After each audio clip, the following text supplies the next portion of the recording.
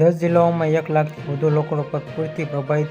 પૂરથી બચવા માટે 173 રાહત શિબિરો ચલાવવામાં આવી છે અને 22 જૂને પૂરથી પ્રભાવિત લોકોની સરખામણીમાં ઘટાડો નોંધાયો છે. આસામમાં પૂર સંપૂર્ણ રીતે ડૂબી ગયું છે, જેના કારણે લોકોને તેમના ઘર પર છોડી ભાગી જવાની ફરજ પડી છે. લગભગ 10 જિલ્લાઓમાં 1 લાખ લોકો પર પૂરથી પ્રભાવિત થયા છે અને 10 જિલ્લાઓમાં 1 લાખ વધુ લોકો પૂરથી પ્રભાવિત. આસામની આ ગંભીર સ્થિતિમાં મુખ્યમંત્રી હિમંતા વિશ્વા શર્માએ ઇન્સ્ટાગ્રામ પર પોસ્ટ રાજ્યમાં પૂરને કારણે બગડતી પરિસ્થિતિની ચિંતા વ્યક્ત કરી. મુખ્યમંત્રી હિમંતા વિશ્વા શર્માએ સોશિયલ મીડિયા પ્લેટફોર્મ એકાઉન્ટમાં આ જિલ્લામાં 27 મહેસૂલી વિસ્તારમાં 68 ગામોમાં પૂર સંપૂર્ણ રીતે ડૂબવા અને પૂરથી બચવા 173 રાહત શિબિરો ચલાવવામાં આવી તેના પોસ્ટ લખાયું. હાલમાં અધિકાર પૂર 173 શિબિરોમાં ચોરાનું રાહત વિતરણ કેન્દ્રો ચાલી રહ્યા છે. પૂરથી બચવા માટે તમામ 17,661 લોકોએ આશ્રય લીધા છે. ખતરાની વાત કે મુખ્યમંત્રીની બરાબરમાં